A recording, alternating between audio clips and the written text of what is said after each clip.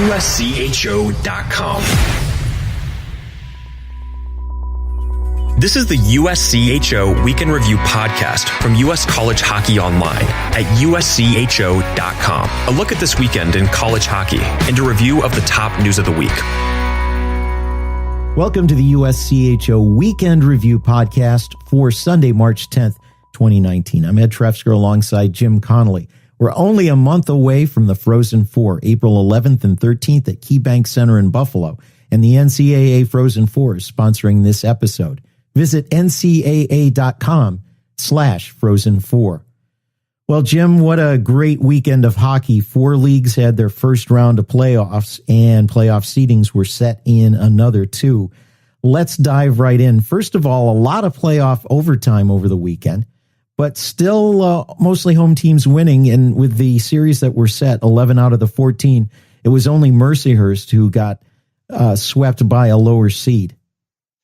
Yeah, I think that kind of struck me as the fact that the higher seeds mostly did very well. I believe they only had 2 losses on the first night, and on the second night there was a couple more splits. Mercyhurst, I think it was 4 on the second night. So that's a pretty good record for home teams. And it does show just how important it is to position yourself and get that home ice. But I think also we're seeing, especially in leagues like the ECAC, where you have a 5 playing a 12, although that series happens to be in a third game tonight as we record, but a 6 versus 11. And I think that sometimes you can get a little bit more disparity between the two teams, and we just didn't see as much, but we had a lot of overtime, and that was, I think, playoff overtime always pleases me.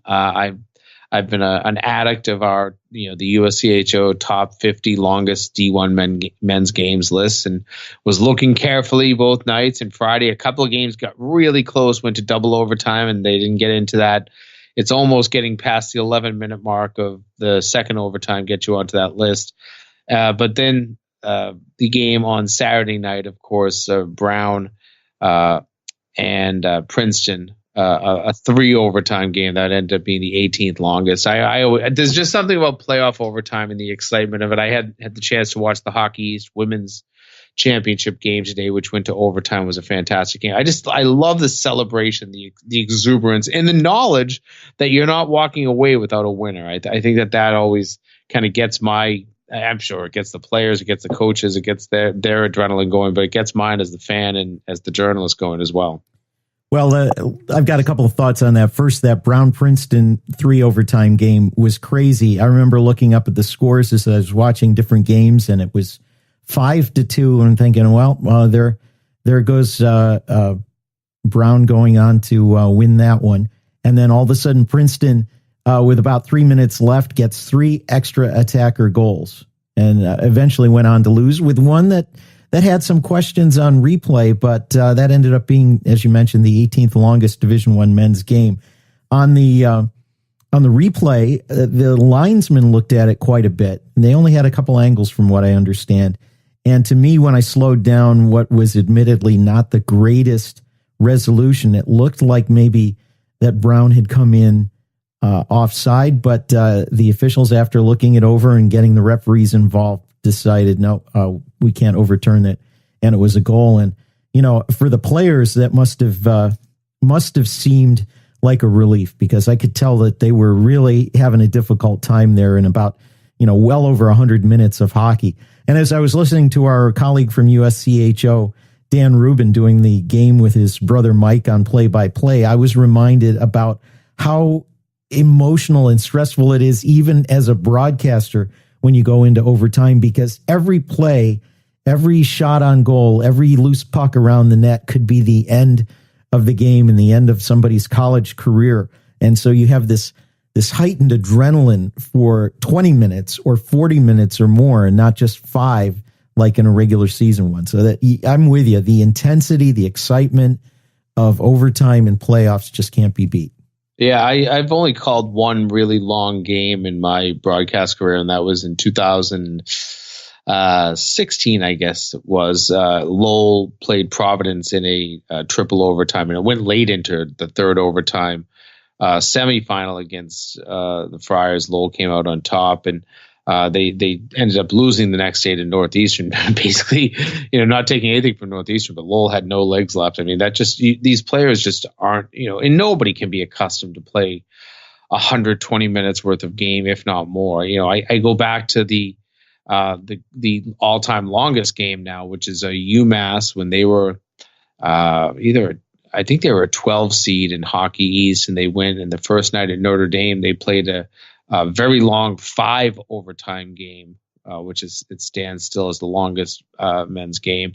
And they win that game in overtime, and they didn't have the legs left. They weren't a deep enough team. Notre Dame a lot deeper as the 5 seed, and they ended up coming back and kind of having no issue winning the next 2 games in that tournament. So overtime, we love it, but for coaches and for athletic trainers and strength and conditioning coaches and nutritionists and all that, they can be nightmares because these games really take so much out of these players. Well, and absolutely the worst time to have a really long overtime game is in the semifinals. If it's the first semifinal, you get a little more time to rest, but the other team's got to wait for the game. And if you're the late game and you're playing till midnight maybe or something like that. Or later, yeah. Yeah, then you got to play the next day.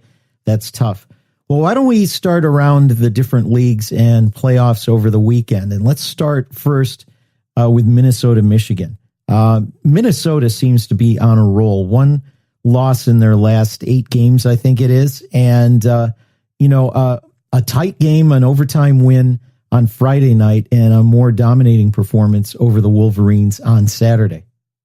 Yeah, in Friday night's game, I think went the way that I expected it to. Michigan really came out strong, and they got that 2-0 lead early, and then you saw Minnesota have the grit and have that toughness, and they're really impressing me the way they've played here at times down the stretch. And the big problem, and we have a writer out in the Twin Cities, Dean Spiros, who wrote Saturday night's game, the game of the week, for USCHO, and he wrote that Minnesota might be one of the toughest outs in the NCAA tournament, but they have to get there. And the only way they get there was with 2 more wins. They're going to have to win a semifinal game at Notre Dame, and then they're going to have to win the Big Ten championship game wherever that's played, Ohio State or in their barn. But it is definitely a team that has played very well. 5 straight wins. It's 7 in their last 8. They beat Ohio State twice in that time. They swept Arizona State in that time. They knock off Michigan, a very good Michigan team that just didn't seem to have it this weekend. For the full 120 minutes that it would have taken. I guess more when you factor in overtime. But this Minnesota team, if they can get themselves to the NCAA tournament, they'll probably be a 15 seed. Maybe they creep up if they have a couple more good wins. But this is going to be a very good number 4 seed in a regional that I wouldn't want to face no matter what coach I am. This is a team that seems to be clicking at the right time. Yeah, and if you're one of those at St. Cloud, UMass, Minnesota State, Minnesota Duluth, most likely that they would face off against. And that like you said, who wants to face the team that's hottest at this time of year in that? Well, elsewhere in the Big Ten, taking care of business on Friday and Saturday also was Notre Dame sweeping Michigan State on the weekend. Yeah, without giving up a goal, if my short memory serves me right. That was a very impressive weekend for Notre Dame. It was not easy, and I don't think anybody expected it to be, 1-0, 2-0 finals, but to not give up a single goal really says a lot about the way that team can lock it down. And that, having worked around Jeff Jackson a lot when their team was in Hockey East and seeing them in the postseason and seeing how stingy that team can be and shut down some good offenses. Obviously, Hiroshi for Michigan State is a player that really should be getting some consideration for the Hobie Baker Award, leading the country in points right now. But somehow Notre Dame, when they get to the postseason, they know how to lock it down. And maybe it's Jeff Jackson's approach, maybe it's a combination of things. But boy, is that Notre Dame team is playing well. They've played themselves probably back into at-large position. There's still a lot of hockey to play, and they can fall quickly, but they can only lose one more game now. They're in a semifinal, a single elimination semifinal, so they can only lose one more game. So it's going to be tough to get them out of position, especially if they win next weekend and get to the championship game. They're going to be in pretty good position to maybe get that at-large bid should they not win the Big Ten outright. And the winner of tonight's Wisconsin-Penn State game, which is going on as we record, will go to Ohio State for that game. So it should be some great hockey in the Big Ten next weekend. Before we take a break, let's take a few moments with Atlantic hockey as we swing back out east. 3 first-round series, the bottom 6 teams playing down to 3, the top 5 teams having a bye, and all but one game very close. In the Army-West Point series, it was the 3rd overtime win for Army over Mercyhurst this season, 3-2 win, and then 3 quick goals on Saturday night for Army as they cruised to a 5-1 win at Mercyhurst. A rare road team winning a series, but those two teams have battled pretty closely all season. Then we get to the Canisius-Niagara series, and there were overtime wins both nights. Niagara on Friday with a 5-4 win, and then on Saturday, Canisius with a 4-3 overtime win. This afternoon, tight again, a 2-1 win for Niagara. They move on to take on Air Force, who awaits them. Army will be at American International, by the way. And then Robert Morris will make its first trip into Bentley. And it's the 3rd straight season that Holy Cross and Robert Morris have faced off.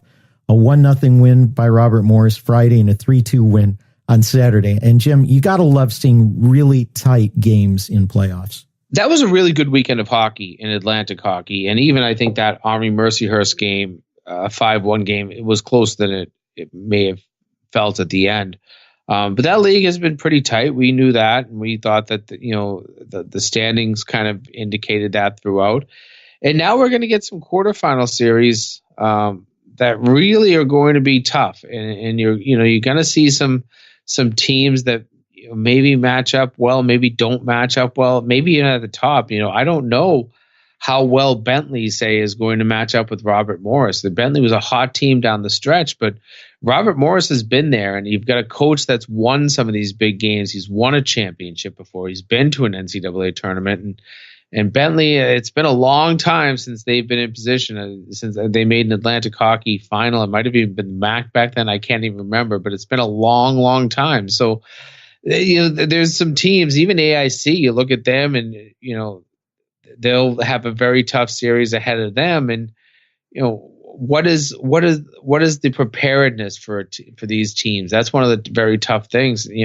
Army's a good team, and can they walk into a place like AIC and maybe pull off a very serious upset if a number 1 seed were to go down? If there's a team that could do it, it is Army, if they're able to establish their physical presence. I think if they're able to do that, plus, for a physical team, they also can move the puck well up ice. Yeah, I mean, if you can skate against AIC and then throw a little bit of physical in, I think AIC can match that physical. They seem to have a little bit of that. But if you create some problems, particularly when you're on the offense, and get some, bodies in front of a goaltender, that's maybe the weakness of this AIC team has been in net. So you never know where that series will go. And I'm not sure that if AIC could have picked any team out of the 6 that were playing this weekend to play, that Army would have been their opponent. That wouldn't be the one that anybody would want to probably pick, just because of their hard work ethic, their physicality. They play a tough brand of hockey. Well, we still got 2 more leagues to look at in playoffs, the ECAC and WCHA, plus the NCHC season ending with a bang and Hockey East ending with sort of a whimper. We'll be back with more of USCHO Weekend Review after this word from the NCAA Frozen Four, April 11th and 13th at KeyBank Center in Buffalo. Speed and precision, unrelenting power. This trophy is not given, it must be earned. The 2019 NCAA Frozen Four. April 11th and 13th at KeyBank Center in Buffalo. With a shot. Saved by Morris. Takes the shot. Visit ncaa.com/Frozen4 and get your tickets today. Jim, as we continue on the Weekend Review podcast, let's take a look at the WCHA. All the higher seeds won, but what an exciting game on Friday night. It took 2 overtimes for Northern Michigan to prevail over Alaska. Yeah, that was not looking great for Northern, for a while, and then their ability to find a way to win and then, put 2 wins back to back together, as every team did in the WCHA. But yeah, you're right. That was a very hard fought win. I even looked Bowling Green. They trailed a lot of that game against Michigan Tech on Friday night. So there just wasn't a lot of easy wins. But then you look and you've got all your top 4 seeds advancing, and you kind of shake your head and say, "Oh, okay. Well, was this really tight or was this not really tight?" I think it was a lot tighter than a lot of people think. Just because you don't have upsets doesn't mean, or you didn't even get a series of 3 games, doesn't mean that there wasn't really tight, close checking games, close score games that made it difficult. And I think that was the reality of all 8 games in the WCHA this weekend. Well, it's going to be interesting to see how things go. Minnesota State is pretty much a lock. It is a lock for the NCAA tournament, but Bowling Green has to keep winning. Lake Superior has to win the league. I think there are some methods where Bowling Green could get in if everything fell the right way if they don't win the league. But in any case, some important wins in the playoffs for them. And, a nice showing at the end of the season, both for Alaska and also for Alabama Huntsville, who played well enough to get into the playoffs and were no shrinking violets against Minnesota State. No, that's absolutely right. And going back to Bowling Green, one of the things that will benefit them is the fact that their semifinal round, as opposed to the Big Ten teams where it's single elimination, best of 3. So you have a chance to pick up 2 wins if you're going to get to the title game. So the thought of getting 2, you got 2 this weekend, get 2 more next weekend, put yourself in good position. You might be able to lose that championship game and still advance to the NCAA tournament. It's going to take a lot of maneuvering. You don't control any destiny and all that sort of stuff. But you're right that the WCHA could find themselves with Minnesota State winning and with 2 teams still getting to the NCAA tournament. Yeah, and Bowling Green's got to go on the road to do that at Northern Michigan. So the Falcons have their work cut out for them. But when we turn to the ECAC, we don't know what next week's standings or next week's pairings are going to be, rather, as we record this, as we're still in the midst of a game with Dartmouth and St. Lawrence, although as we're recording now, Dartmouth with a pretty solid lead. So they, as the number 5 team, would take on Harvard. But looking at the results from the weekend in the ECAC, not really any big surprises. No, again, and I'm assuming that Dartmouth, I don't want to assume anything after what happened down at Brown last night, but that a 4-goal lead right now as we're recording is safe for Dartmouth. And if that's the case, then you've got your favorites advancing again. It's kind of status quo, but there was some really good hockey played in that league as well this weekend. And it's just playoff time. And I loved the heart that some teams showed, Colgate putting up some being a tough out, St. Lawrence being a very tough out, Princeton, which had a down year, had some high expectations. You need triple overtime to get them out of the tournament. So it really was, I thought, very good hockey, both nights for each of these 4 series. We are starting to see some teams play pretty well. Yale, a good bounce back weekend. They really needed that.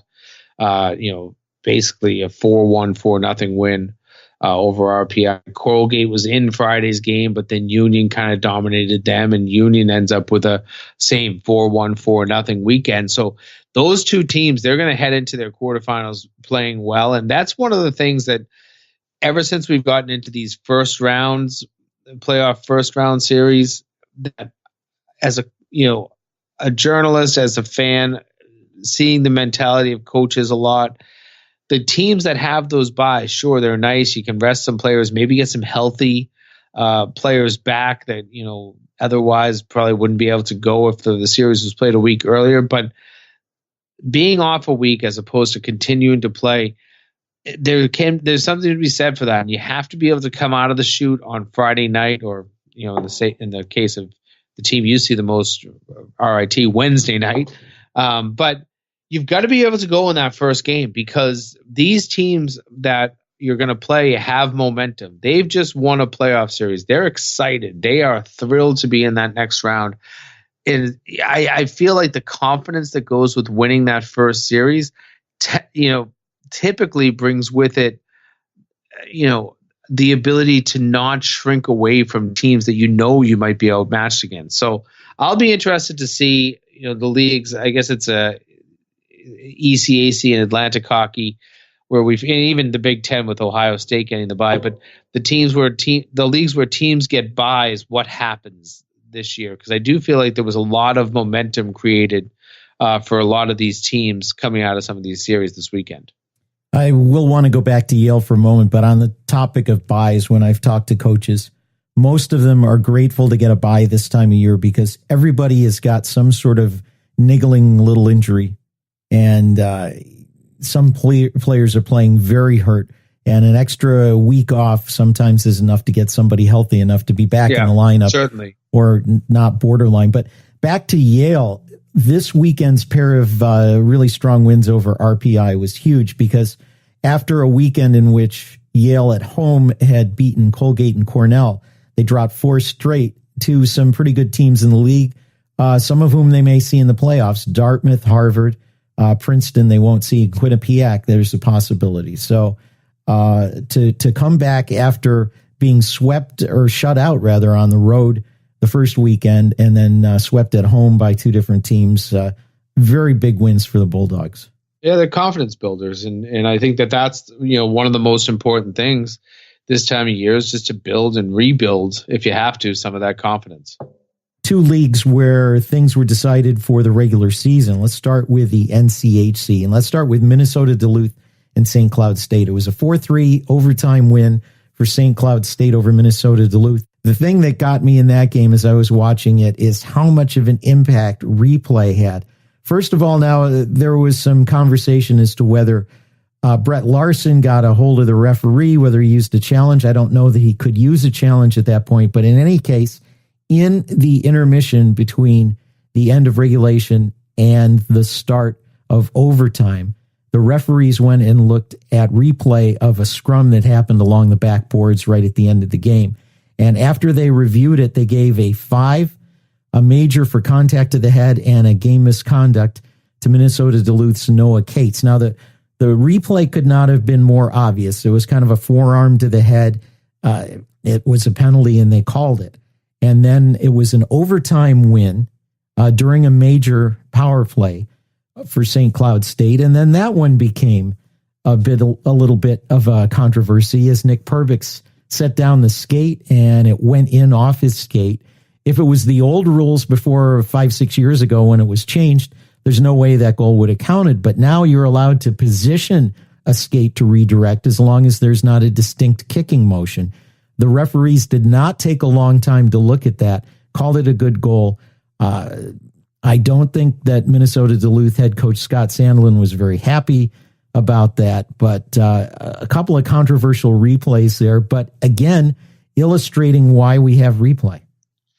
And listen, that's a very good use of it, obviously, on the major to obviously see something that was missed. And, that is why I guess the rule exists, that if you believe you missed a major as officials, you can go back and look at something. And I saw it this weekend up in Vermont. They looked at a play. It did not warrant a major, and they, play went on. But to be able to look at that, that's a big part. And then obviously when it comes to kicking in goals, you literally have to look like Pele booting one in to have it disallowed in the current NCAA. I feel like most goals, if there's any type of skill, even if your skate is moving forward, as long as you do not look like you are playing soccer out there, then you're not going to be flagged. And no matter what happens, replay will not overturn a good goal. So Most of the time, I think that stuff off skates stands these days, and it has for a while. So, Scotty Sandelin, I'm sure he's just a little fired up, just the way things went down and the fact that you have a couple of reviews late and you lose both of them. But at the same time, you're it sounds like the referees got both right. I'm going to say that, cautioning the fact that I have not seen any of these. But from everything you've described to me, it sounds like they got things right. Yeah, as I watched the broadcast on CBS Sports Network, I felt like they got both of those right. So in the NCHC, Colorado College with the sweep on the weekend of Denver, that means the Tigers head to Western Michigan. The way the standings were before the weekend, they would have visited Denver again for playoffs. And that means North Dakota comes into Denver. Oh, and am I pleased. Wow.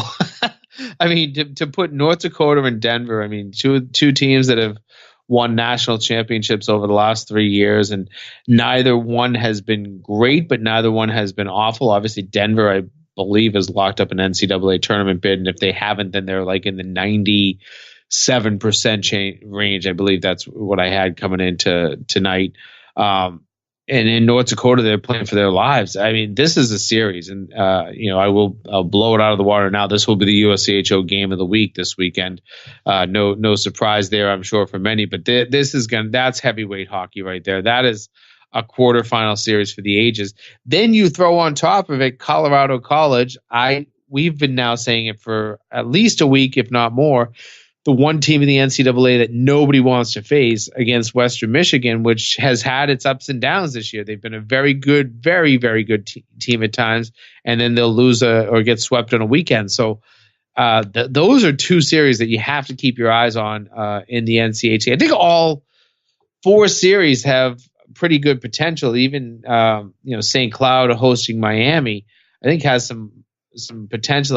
Omaha, I watched them last night against North Dakota. They didn't have a lot of quit in them. They were down 2 goals late and tied it and forced overtime, and unfortunately lost for them. But there's some exciting hockey. At least, who knows? Do we have 3 series or 4 series that go 3 games in that league? Do we have a couple of upsets in that league? Maybe not. Because I thought we were going to have that this weekend a few times, but you're going to have some really good hockey next weekend in the NCHC. Omaha will be at Minnesota Duluth, and rounding out the lineup, Miami at St. Cloud State. That is going to be a tough series for the Redhawks. Just 5-17-2 in conference this season, and with only 3 wins on the road and 1 neutral site win. So a difficult task there for the Redhawks. And that's what'll be coming up next weekend in the NCHC. The one other league that finished the regular season this weekend was Hockey East, and I described it as a whimper because it was sort of anticlimactic. UMass had nothing left to play for. UConn had something to demonstrate after being eliminated from the playoffs. So the Huskies with a win over UMass to start off the schedule. And as soon as that season was over, UConn junior goaltender Adam Huschka signed a pro contract, and it seems he's just going to go across the hallway and continue to play for the Wolfpack in Hartford. That's correct. It was kind of crazy. I mean, obviously he signed with the Rangers, but I'm sure he's going to report to Hartford, their minor league affiliate, right out of the gate. And things weren't going that well for him at UConn anyway, so I'm not surprised to see him sign. It now puts into some question some other goaltenders like Tyler Wall at Lowell, whether he will sign or maybe come back for his senior year, another Rangers pick, if I believe.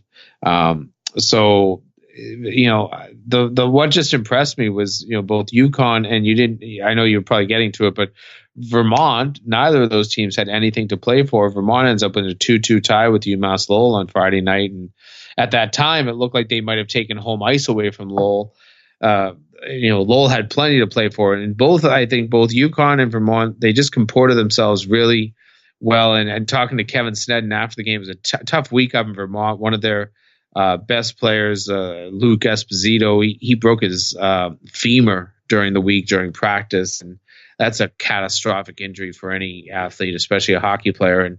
And just so much emotion, I think, going through that locker room, and they just came out in senior night and played very well. So two teams that, you and I had talked about it a little bit on past episodes about eliminating teams, and if you have teams that are eliminated before the playoffs start, can things get chippy, and then might they cause suspensions and all that sort of stuff, disqualifications, majors, and neither one of those games went in that direction. And I'll tell you, having seen that Vermont game, a lot of credit to those two teams for going out and putting forth good efforts this weekend. So in Hockey East next weekend, Northeastern hosts Maine. Maine doing a big favor to Lowell by downing BU 6-0. So BU will be at UMass Lowell. New Hampshire is at UMass, and BC is at Providence. And that sounds like that's going to be a great weekend of hockey. Yeah, and just to go back to that Maine game on Saturday night, the last game, and there was only one thing on the line. If BU won, they got home ice. If they lost or tied, they went on the road, and they knew they were facing Lowell either way. I was expecting a lot more from BU, and I was not expecting much from Maine, who started their senior goaltender who had not started a game all year, and he ends up getting the only shutout of the season for Maine, which is pretty remarkable. So hats off to Rob McGovern for what he was able to accomplish, but kind of a surprise, I guess, on that Saturday night, just the way things went with BU still having so much to play for. So you might ask Red Gendron, where's he been all season? I would never get into that one. Well, a couple other things to mention before we wrap up this episode. First, another thing that came through this afternoon, Quinn Hughes is foregoing his last 2 years of eligibility. Michigan player signing his pro contract, and that's not too surprising. Maybe wonder if Mel Pearson drove him to the airport, as Red Berenson used to say he'd drive any player to the airport who was ready for the NHL. I honestly think that Mel would make that drive, because I think he knows where Quinn Hughes was in his development, where he is, and the fact that he's ready. This is a kid that will step in and probably play some games this season. Who knows, exactly what type of a role he'll be able to take on, but this is a good player. I don't think there was any even thought that he was coming back next year. So, you might as well sign the day after you finish and get burn that first year of your entry level contract, if nothing else. So, good for Quinn Hughes. He's a pretty good player. We've known, obviously his brother is going to come out, likely going to be the number one overall pick in this year's draft. So, it's a family that has some great bloodlines, and might as well get Quinn started on the way to the NHL. Finally, there was a bit of a stir on Twitter on Friday night, less so on Saturday, but I think what it was is Friday's argument continuing over. Minnesota hosting Michigan. Now, I know it was the Minnesota high school tournament going on, and that draws sellout crowds, but 1,835 on Friday, 1,911 on Saturday at Mariucci, looking wide open and pretty empty as the Gophers swept the Wolverines. Yeah, when I was talking to some people this weekend, and one of the things that disappoints a lot of coaches is how poorly marketed some of these early round games are. Everybody's trying to market for the semifinals and finals when they're played in big stages like, the TD Garden or the XL or whatever.